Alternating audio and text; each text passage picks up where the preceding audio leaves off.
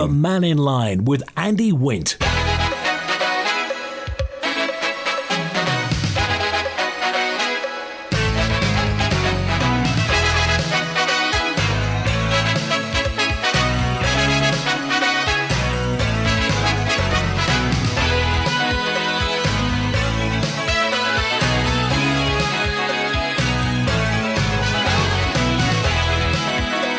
Faster Mike, good afternoon. Welcome to Mannin Line today. It's Net Zero 2 today. Earlier on in the year, Andrew Langan-Newton, the leader of the Manx Green Party, and John Curtis from Net Zero Matrix were on. We got such a reaction, we just simply had to ask them back. So, today, looking at the net zero aspirations from the Isle of Man, where it fits in as business, because obviously John's in business and has a wealth of experience. Andrew Langan-Newton comes at it from a political point of view. So, first of all, Andrew Langan-Newton, how are things in the Green Party at the moment on the Isle of Man? I think it's going really well. We're seeing really positive feedback from the Isle of Man population about what we're doing. With, in particular, Andrew Bentley, one of our Green councillors, he's doing some great work on sustainability and local produce with the market on North Quay in Douglas, which is on every second Saturday, I think. Okay. John Curtis, obviously you take a global perspective. You've got your eye on things all over the world. How is the net zero agenda faring?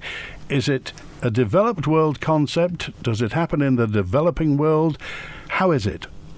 Andy, first of all, thank you for inviting me back onto the Mannin Line with Andrew today.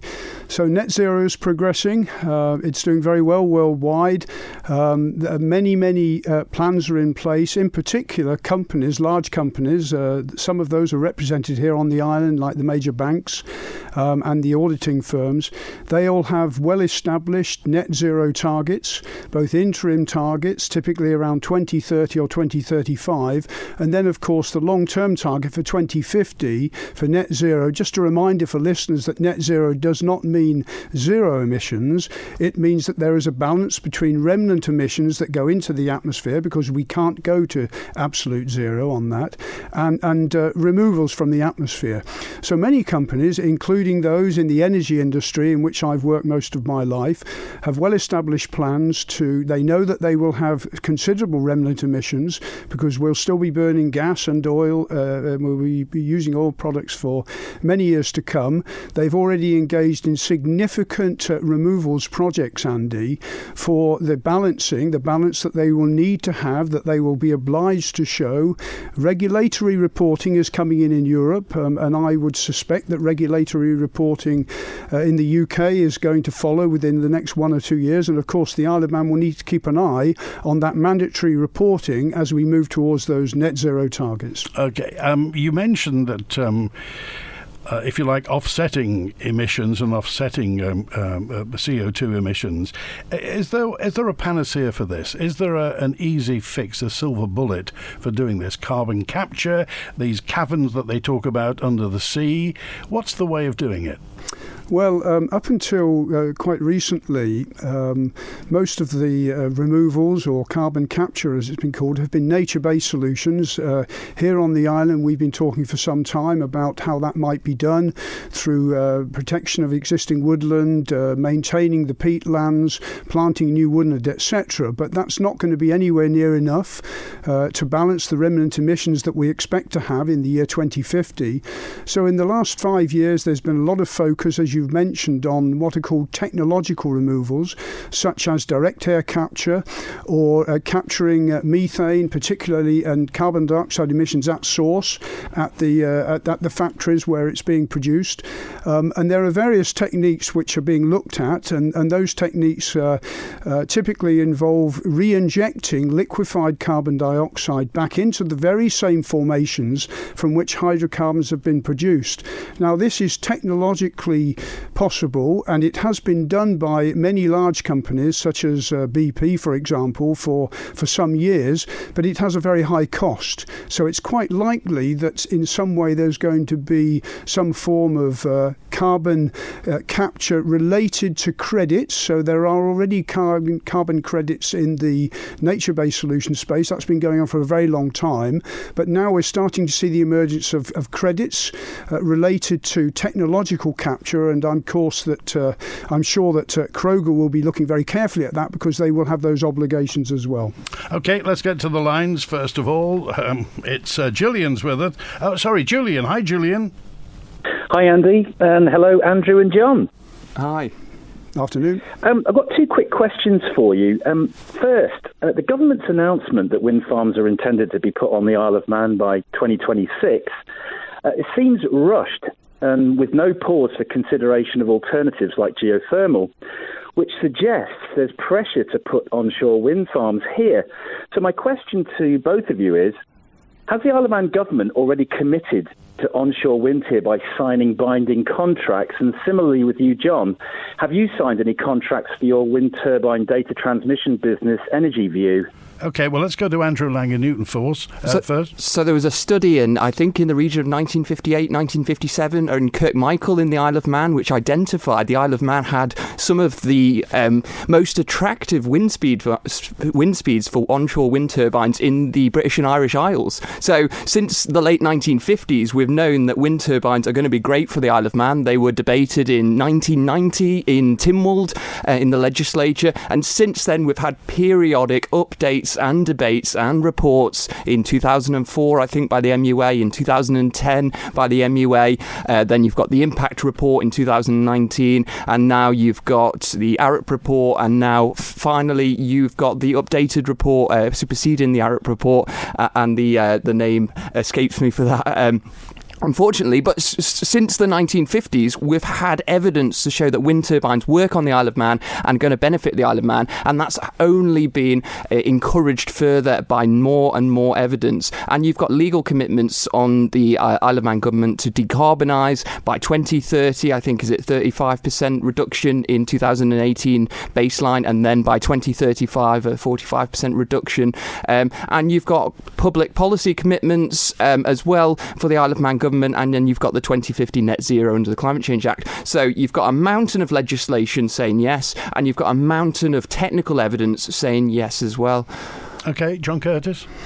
Yes, just to follow up from what Andy said there, the Isle of Man does have an interim target. Actually, I think it's 2035. They've got two. Okay. So they have an interim target, and the interim target is focused mainly, Julian, around decarbonising the energy sector, the electricity sector, and that will be a mix, as I think we all know, of different technologies. So there is the new interconnector, which they plan to put in, but also there needs to be a certain element of that coming from both offshore and onshore wind. Just to clarify, Julian, I have no contracts with Energy View, with the Isle of Man. I have no business relationship with the Isle of Man government. Thank you for the question. Julian? Right, yeah. Just to clarify with Andrew, has the government signed any binding contracts for these wind turbines? I noticed strange things like, for example, the Ballacannel footpath at Earystane suddenly doesn't have right of way. It kind of gives the impression that plans are already underway. There's obviously a planning application, for logistics, possible sound problems that will keep people awake in the likes of Port St Mary, Colby, Ballabeg, Castletown, maybe Santon, all those little hurdles. Have there been any contracts signed yet? Well, I assume so, because as you will have seen, I assume if you've looked at it, the MUA literature they've put out about the wind turbines clearly states that they've had consultants instructed since 2022. So those consultants would have signed legal agreements with the Isle of Man government to perform certain services for them and to provide those services. So in terms of contracts, my assumption, I haven't looked at the contracts, but my assumption is those consultants wouldn't do the work for free.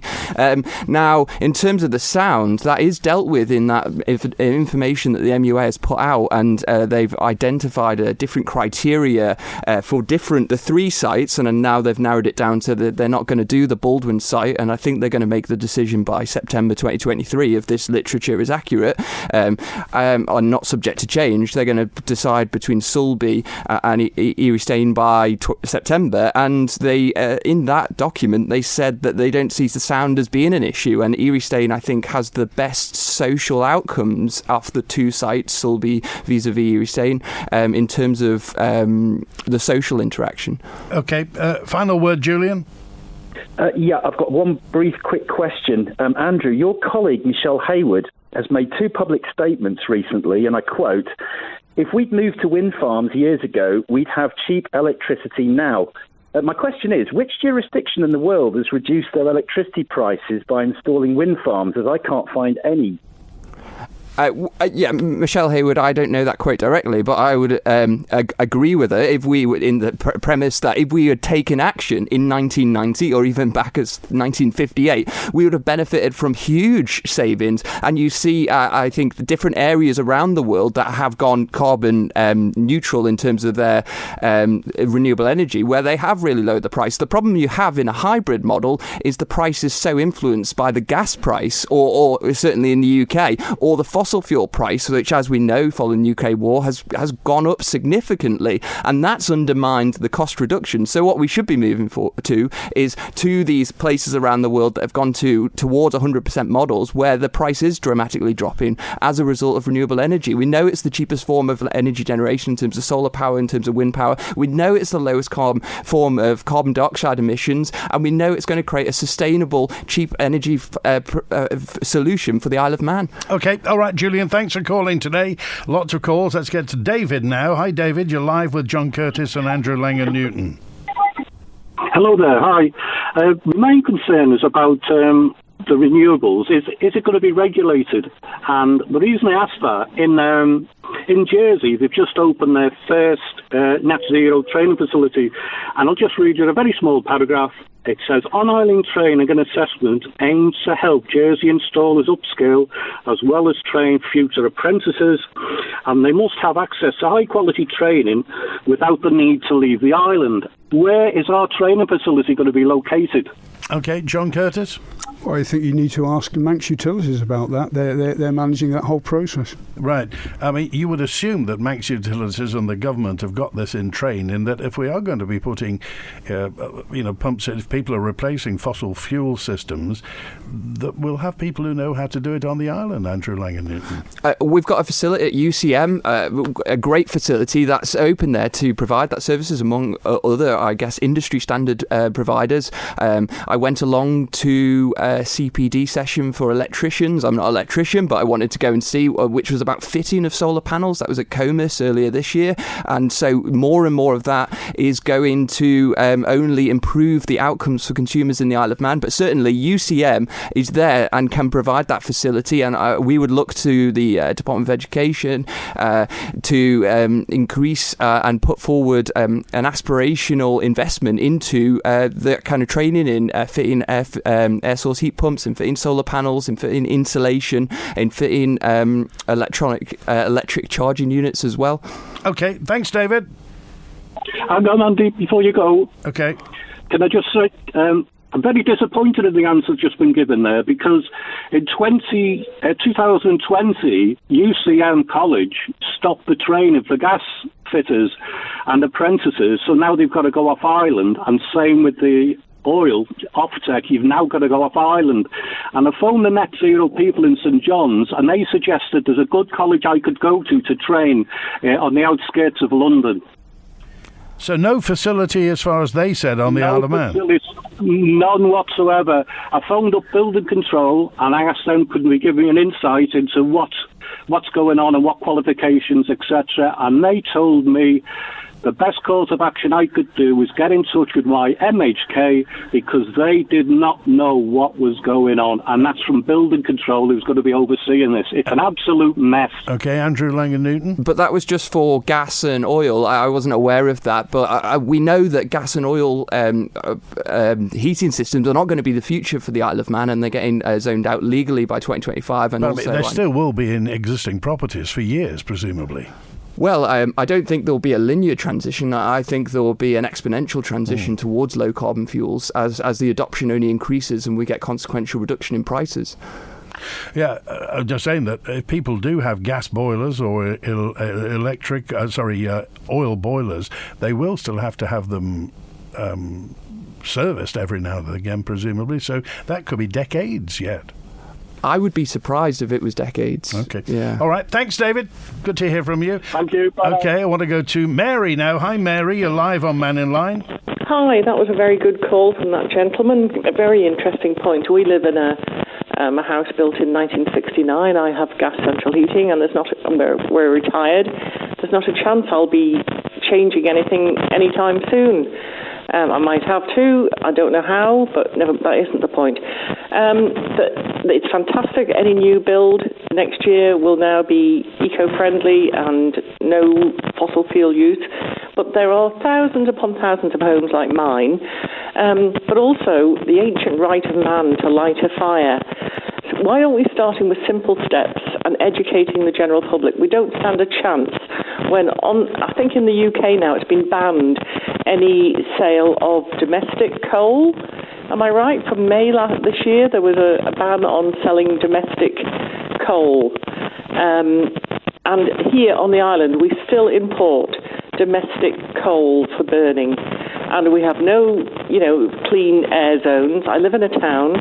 We have new residents nearby who burn foul domestic coal. I cannot believe in 2023 I cannot open my doors or windows without the smell of coke burning and the obnoxious, dangerous fumes. What do you think should happen? What do you think should happen?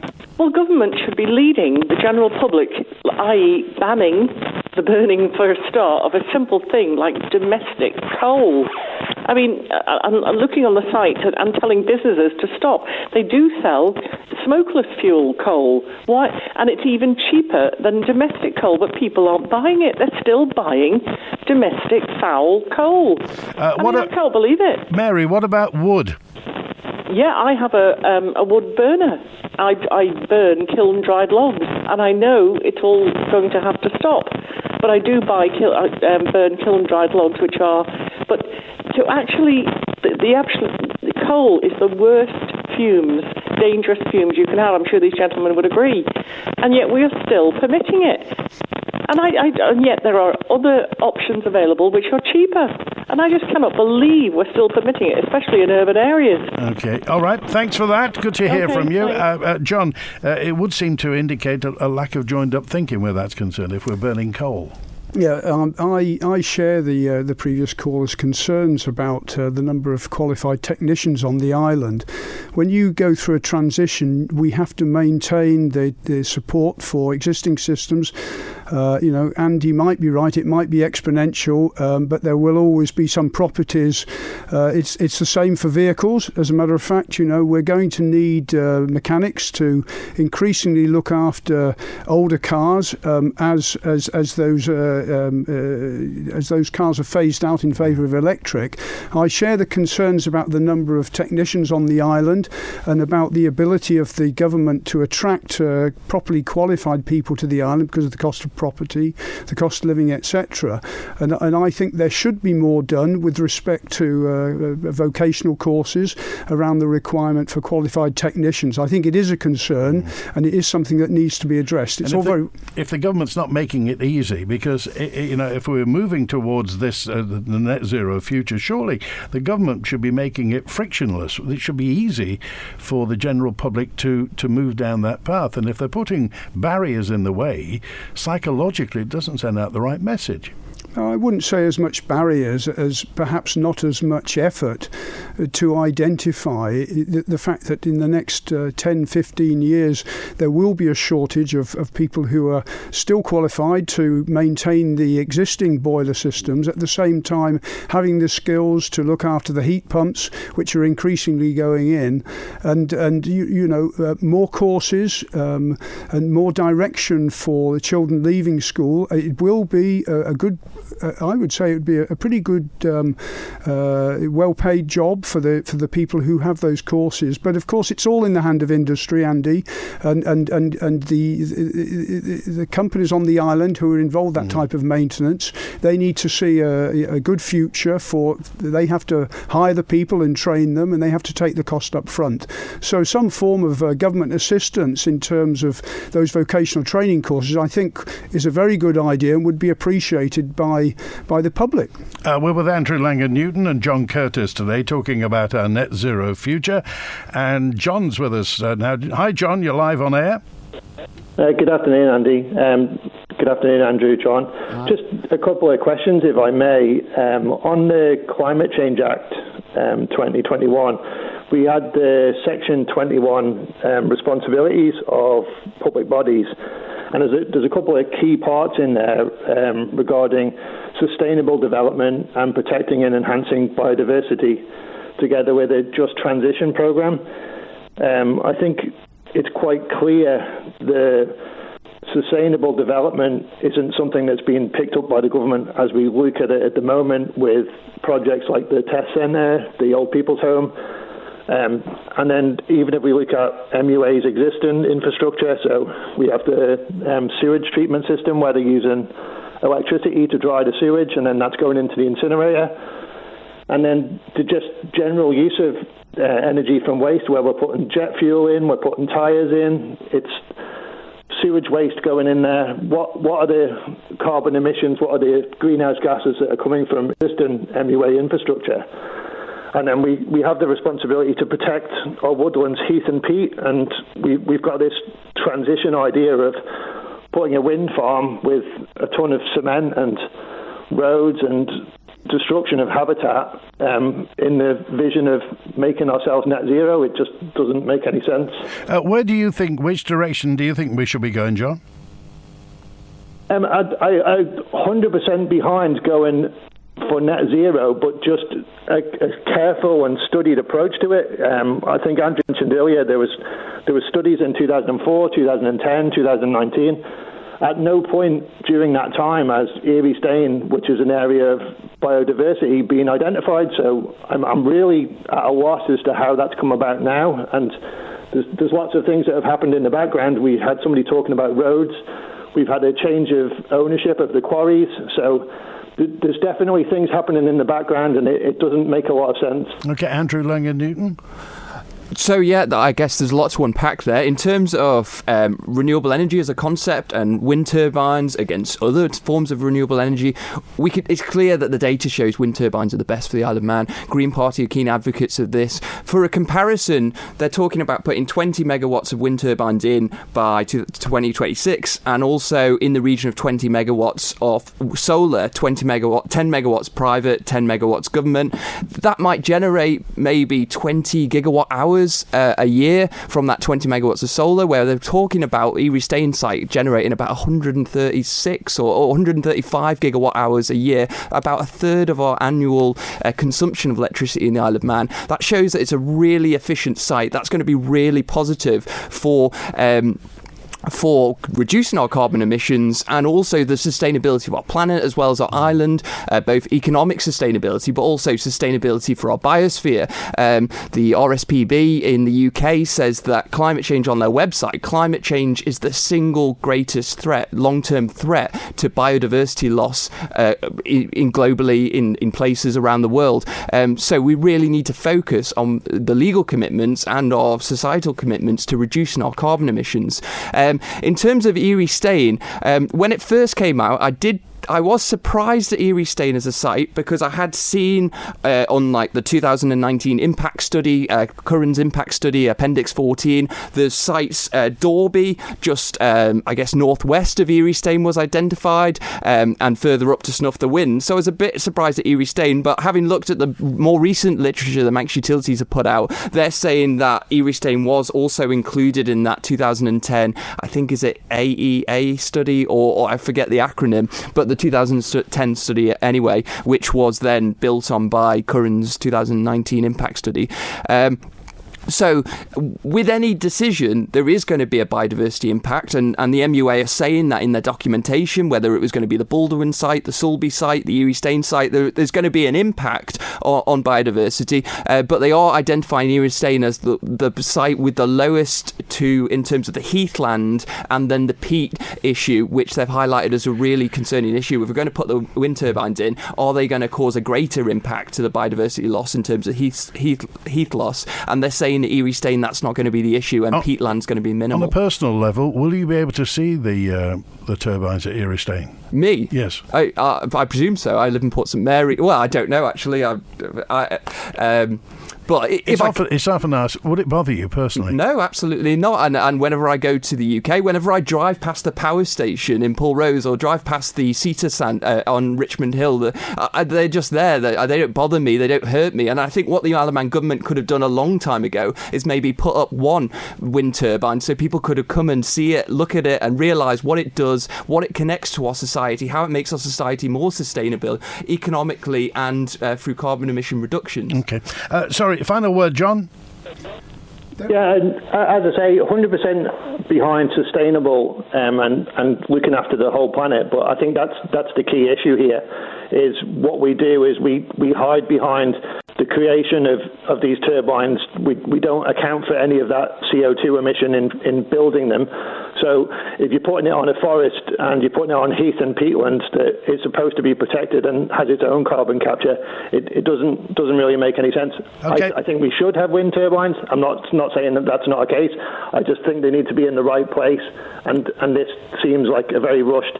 Obviously, it's difficult because there's no survey data available. I've reached out through Freedom of Information, and we keep getting the pushback that there's no survey data available. But the survey data are available from external sources, so we can look at that. I appreciate that, John. John Curtis, how do you think the Isle of Man government is handling its net zero target and moving towards that? Now it's getting better. I think it was a bit head in the sand for a long time. Just to point out that the Isle of Man is the last place in Western Europe to have a single wind turbine anywhere. These have been put up and people have had to live with them. Most of us look up into the sky and we see an aeroplane flying over. We don't say that the aeroplanes need to be taken down because humanity has taken advantage of the fact that we can travel to places. So seeing a wind turbine, which I will see, I live in Port St Mary as well as Andrew, and I will see it, and I look upon it in a good way. I say that is the march of progress. We're live with John Curtis from Net Zero Matrix and also with Andrew Langan-Newton, leader of the Manx Green Party. And if you want to get in touch, text 166 177, email studio@manxradio.com. You can WhatsApp. And remember, we're on till 1 today. Hi, Andy. I love your show. I listen to it virtually every day, and every time people come on, they talk about the green agenda, electric cars, wind turbines. It's just madness on the Crogga.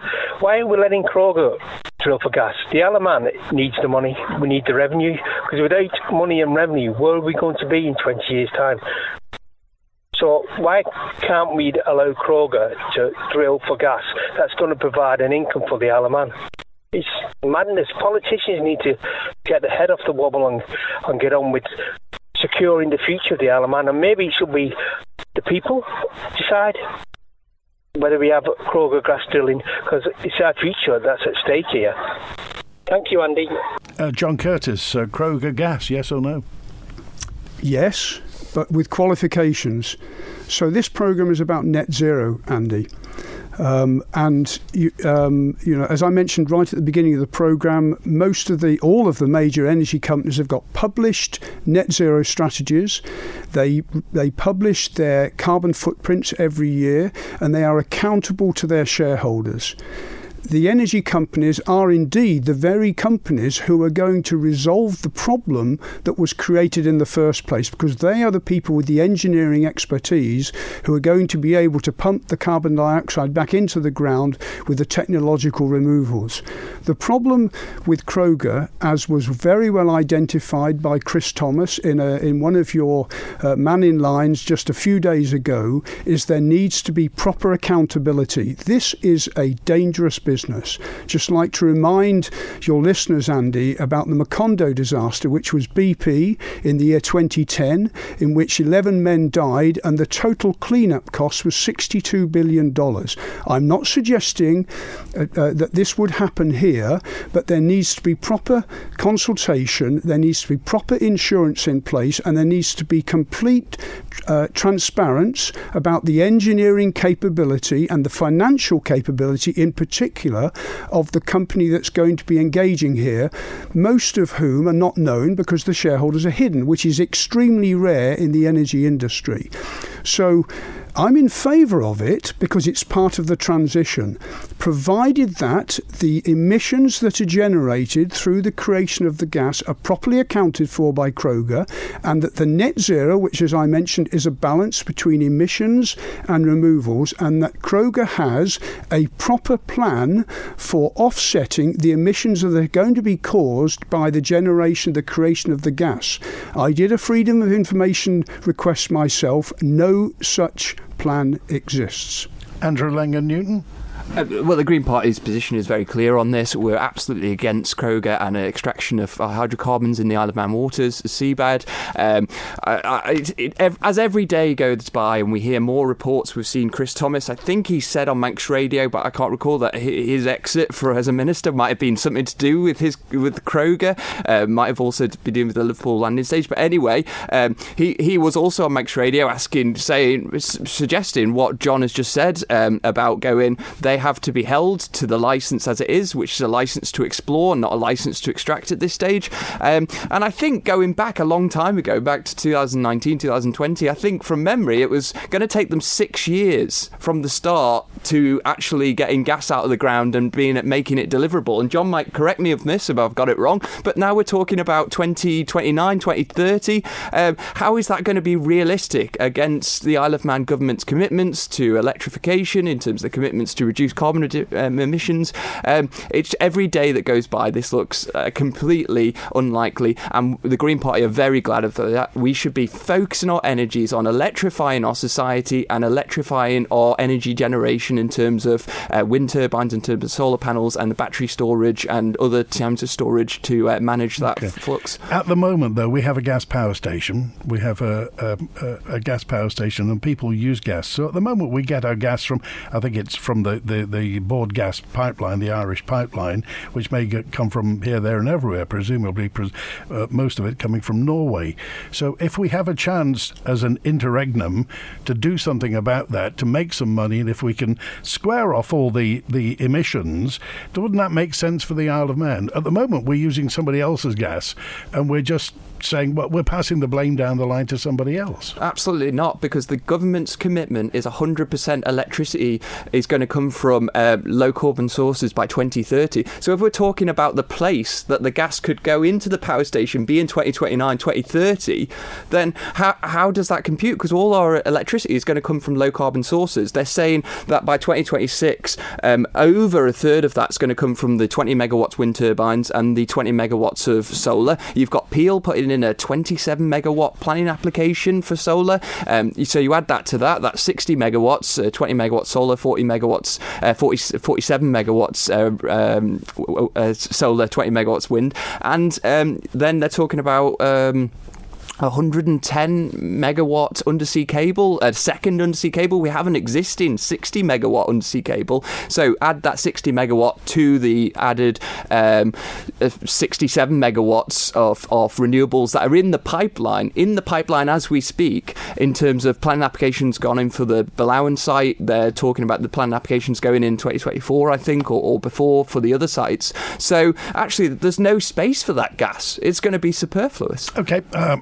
Right, Mannin Line's on in a moment. We've got lots of texts and lots of calls to get to.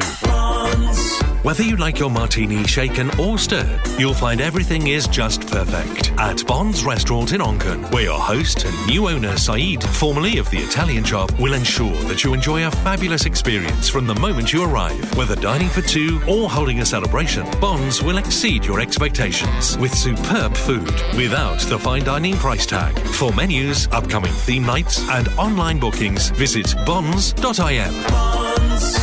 We are ready to go at B&B Furniture with a wide range of managers' specials throughout the store.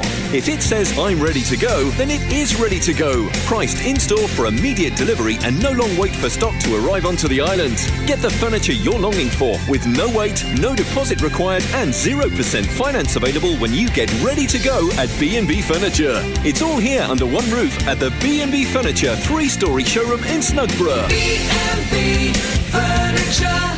No matter how much you need to dig, or how much you want to dump, Fox Group Isle of Man offer an extensive range of plant hire, long-term lease and sales. We're the island's exclusive supplier for Louis Gong excavators with immediate delivery. Our machinery comes with a complete service package with finance plan options. Call John on 458946 to discuss your plant needs. Fox Group Isle of Man, part of the Fox Group of companies.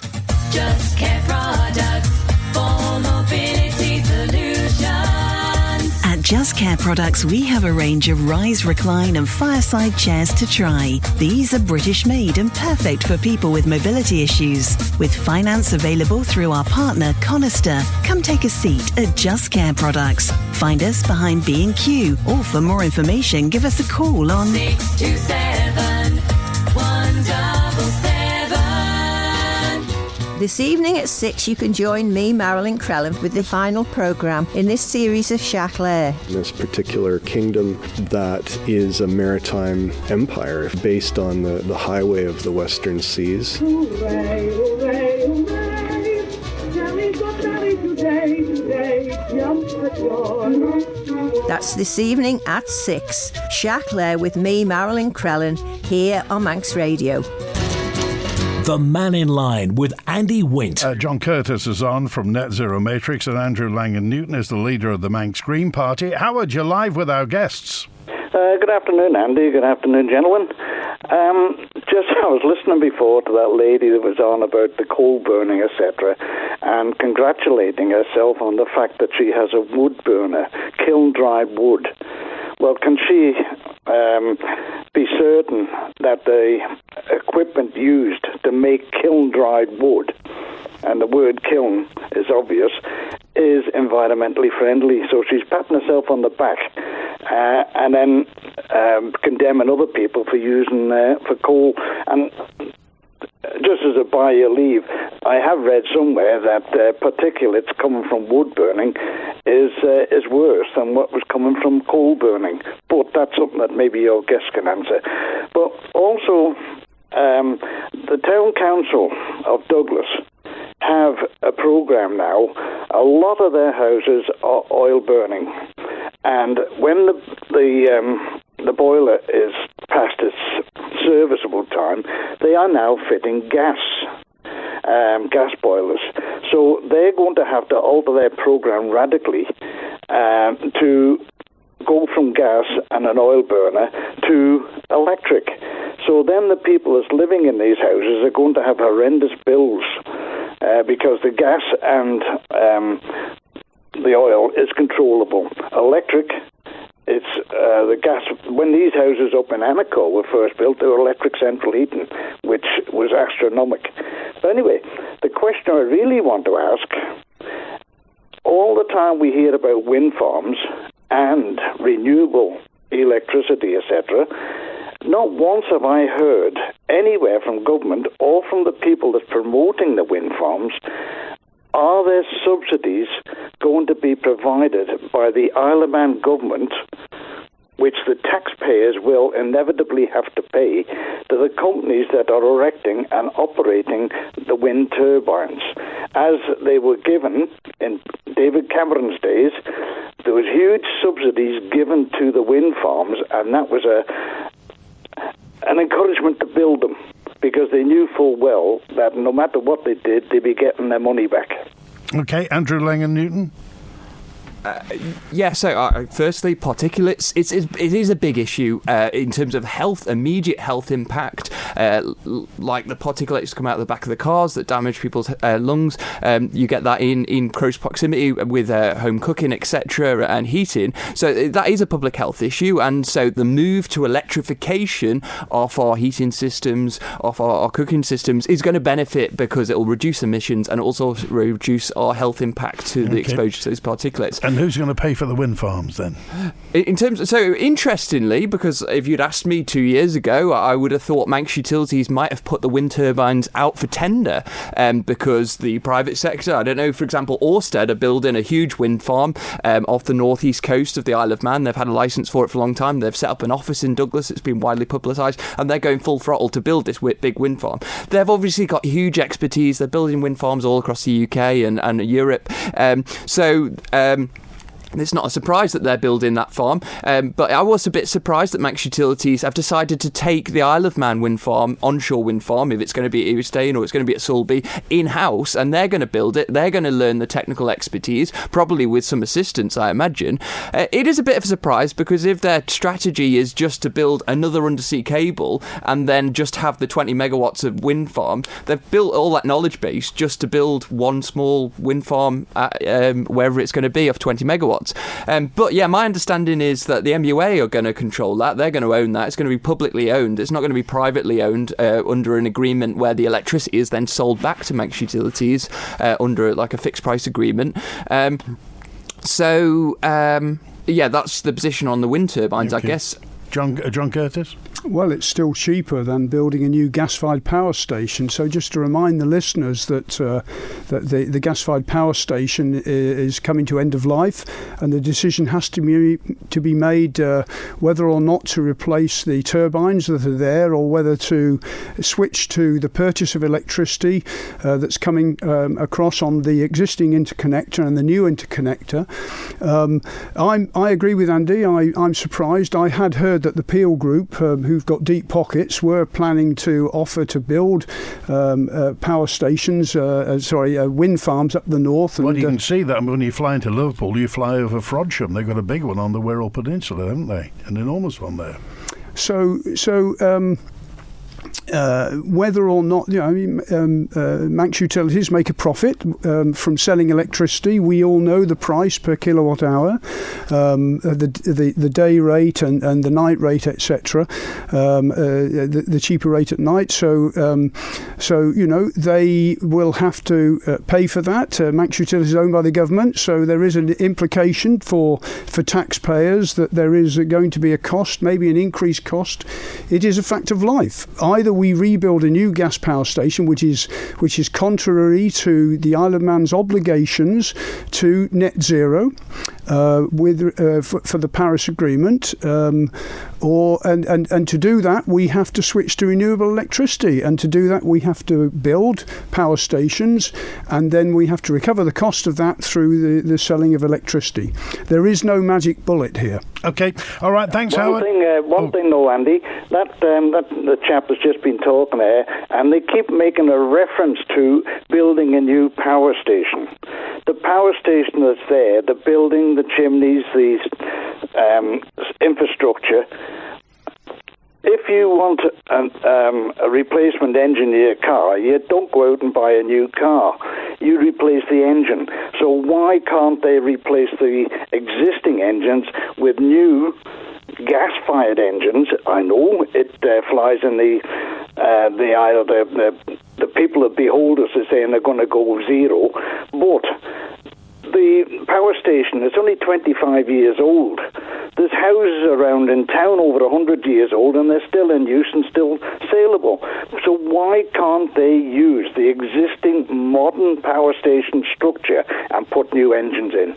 Andrew Langan-Newton? Yeah, my belief is that Manx Utilities are looking at retrofitting that facility, not for a gas power station facility, but for like a grid storage facility or something like that in the future. So it's not going to be a vacant brownfield site. I think it's going to be be a strategic asset for the future of a decarbonised, electrified society. Okay. All right. Thanks, Howard. We've got to move on because there's lots of messages, and I haven't done many messages, but here's one from WhatsApper 417. The Manx Utilities website explains that all the sites identified in the AEA wind farm study actually lie on peat or heathlands. Heathland is a protected habitat on the Isle of Man. It has a very high biodiversity value.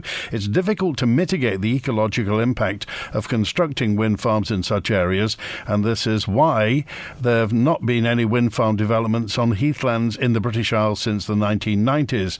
In an attempt to skew the results of any environmental impact assessment, the MUA say there is no heathland on the Earystane site. However, environmental impact assessments carried out on the nearby quarry confirmed that there was underlying heathland and that the plantation should not be cut down because of the loss of habitat for the short-eared owl and hen harriers. They're not telling people about the access roads that have been constructed across heathland and the landing stage at Castletown Beach and ASSI, and we're being lied to by the MUA and the government. Greenwashing, they say this is, Andrew Langan-Newton? Well, I don't know if that's entirely correct about the AEA study, in the sense that there were certain sites on the Northern Plain. I don't think they were heathland, but they've been identified as sites, but they have significantly lower wind speeds than the upland sites. And the upland sites, I think Manx Utilities are saying that there is heathland and peatland in the areas.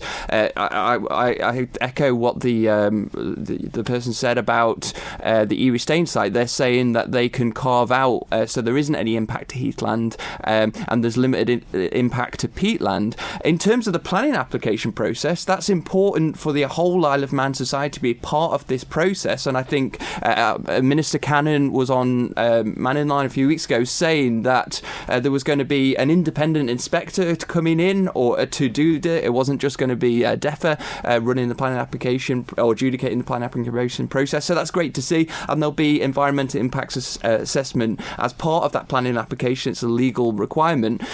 So that's great because the whole community of the Isle of Man can be a part of how this process is dealt with, and then understanding what its advantages are as well as the consequences. Okay, back in just a few moments' time with Andrew Langan-Newton and John Curtis. Got a very important question for John Curtis, and that is, could the Isle of Man government be in trouble legally for not getting this right? Be smart this summer with the hottest products and sizzling offers from Manx Telecom.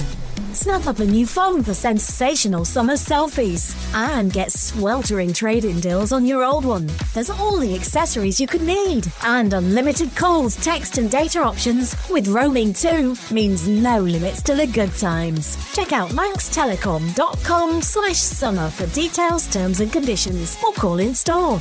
Manx Telecom, the smart choice this summer. There's a new way to Subway with 2 fantastic menus. Which will you go for?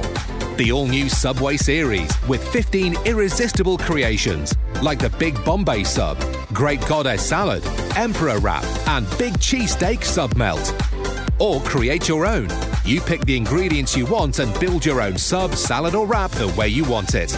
There's a great mix of healthy and indulgent menu items available from Subway and ShopRite, Peel and Port Erin.